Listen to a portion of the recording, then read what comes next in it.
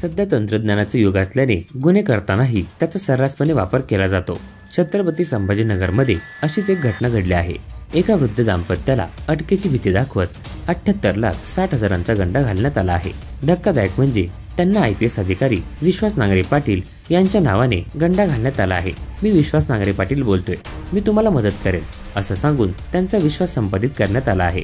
संभाजीनगरात एक वृद्ध दाम्पत्याला सायबर भामट्याने तब्बल 78 लाखांचा गंडा घातला आहे।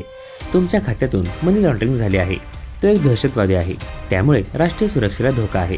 त्या दहशतवाद्याने तुम्हाला 20 लाख रुपये दिले आहेत, त्यामुळे तुम्हाला अटक होईल अशी खोटी बतावणी करून त्यांची फसवणूक करण्यात आली आहे।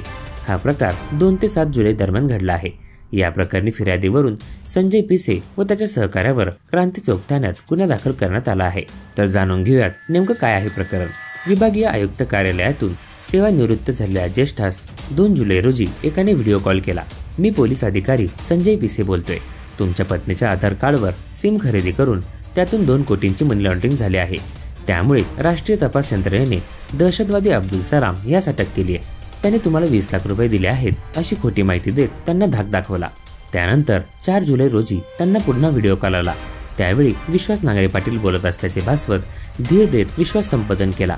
तुमची 2 पातळीवर चौकशी होईल असे सांगितले। त्यामुळे फिर्यादीने चौकशीला सहकार्य करून त्यांच्याकडील FDची एकूण 69 लाख रुपये 3 वेगवेगळ्या खात्यावर RTGS केली। दुसऱ्या दिवशी पुन्हा व्हिडिओ कॉल करून 9,60,000 रुपये वळते केले। मात्र मोठ्या प्रमाणात पैसे जात असल्याने वृद्ध इसमाने आपल्या जावयास हा प्रकार सांगितला आणि हा प्रकार उघड झाला। आता या प्रकरणी गुन्हा दाखल करण्यात आला आहे।